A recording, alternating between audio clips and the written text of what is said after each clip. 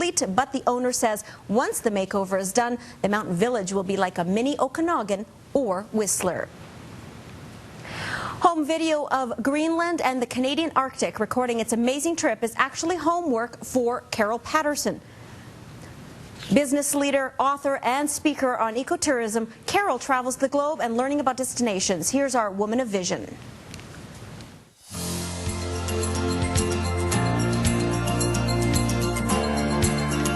Look at that. Whoa.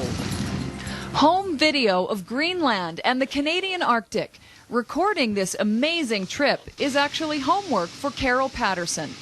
A business leader, author, and speaker on ecotourism, Carol travels the globe learning about destinations where tourists can have fun and be environmentally focused. We can see a lot of places where there's too many tourists, and we've all been there where it's been too crowded or there's signs of damage from people sort of loving a place to death.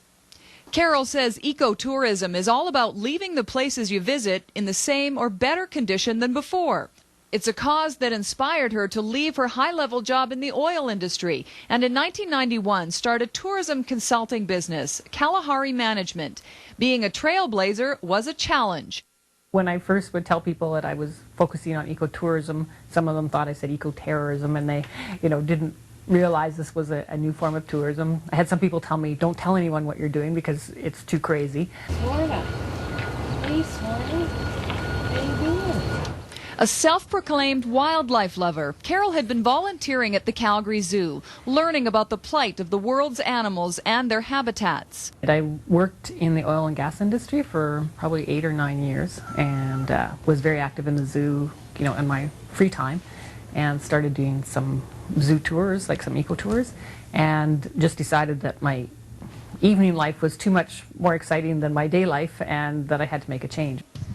Carol's travels take her to mostly emerging destinations where she meets with governments and tour groups, showing them how to promote their region and keep it sustainable. When they're running their tours, what do they do with the garbage, or how do they make sure that they leave the riverbank or the campsite the way it was before? So we talk about leave no trace principles.